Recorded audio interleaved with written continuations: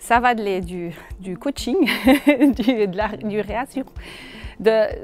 assurer les personnes, leur dire que c'est normal si elles ne savent pas, c'est normal, on apprend.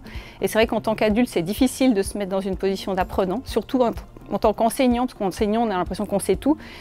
Il faut alors montrer qu'on sait tout aux élèves, ce qui est une erreur. Et donc je trouve que ce projet éducation numérique est intéressant parce qu'on se rapproche des élèves en termes d'apprentissage. C'est-à-dire que nous, on ne sait pas tout et on est là pour leur apprendre. Et on apprend en même temps qu'eux. Alors mon rôle en tant que personne ressource en éducation numérique est assez vaste. Il va de l'accompagnement des enseignants au niveau individuel, c'est-à-dire dans leur propre pratique de l'outil numérique, c'est-à-dire leur apprendre à utiliser les iPads, les applications liées à l'iPad. C'est aussi, utiliser les outils dans leur pratique professionnelle, donc dans la classe. Donc en fait, il y a une grosse différence entre utiliser un outil numérique pour soi-même à usage personnel et dans la classe. Parce qu'il faut inventer une séquence pédagogique et voir comment on peut introduire le numérique dans son enseignement. Mes collègues, justement, ont peur de se tromper, pour la plupart. C'est le principe, c'est vraiment quelque chose de récurrent, qu'elles soient jeunes ou âgées. C'est vraiment pas une question d'âge, mais mes collègues ont peur de faire faux, elles ont peur de se tromper, elles ont peur de casser. Donc, que ce soit les élèves ou mes collègues, je leur dis, mais vas-y, à part lui donner un coup de poing dedans, tu peux pas le casser, à part le mettre par terre, tu pourras pas le casser, tu peux essayer, tu peux toucher à tous les boutons, de toute façon, tu pourras rattraper le coup. Donc oui, c'est oser essayer, parce que c'est en essayant qu'on apprend. C'est en essayant et en se trompant qu'on apprend. Et je trouve que ce projet met vraiment l'erreur en avant et le potentiel d'apprentissage de l'erreur, tant au niveau des enseignants qu'au niveau des élèves.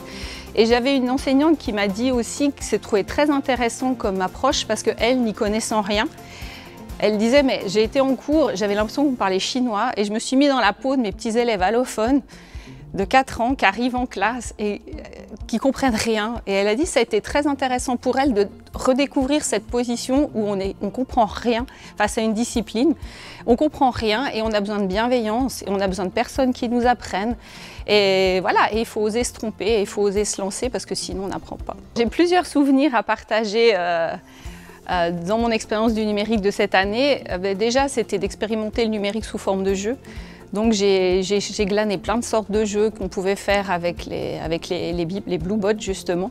Et puis je venais dans les classes, puis j'organisais des rallyes, et puis ils étaient par poste, et puis ils faisaient leurs petits jeux, puis après top, on tourne les enfants, ils allaient de jeu en jeu.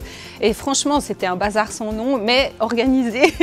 Et ça donnait vraiment un enseignement très dynamique et vraiment chouette, tant pour l'enseignante que pour nous. Il faut avoir une certaine résistance au bruit, c'est normal, on est en cycle 1, et ça casse un peu la dynamique de l'élève à son pupitre et le professeur qui dispense. Donc ça, c'était vraiment sympa.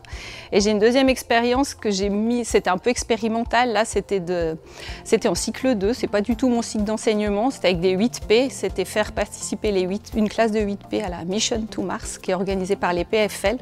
Et le principe, c'est de piloter des timios à distance. Donc depuis la salle de classe, piloter des timios qui sont à l'EPFL pour réparer la mission qui est sur Mars, tout ça. Enfin, c'était assez sympa. Moi, j'ai dû me former beaucoup pour justement pouvoir leur apprendre. Et comme la différence de niveau n'était pas énorme, j'ai vraiment appris avec eux et eux avec moi. Et c'était vraiment une expérience intéressante. Disons que je me réjouis de la suite, parce que là, on est vraiment au début.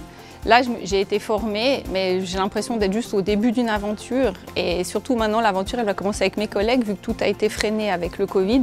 Donc là, on va vraiment démarrer la formation avec mes collègues. Puis je me réjouis de les aider à mettre en place cette éducation numérique pour les prochaines années.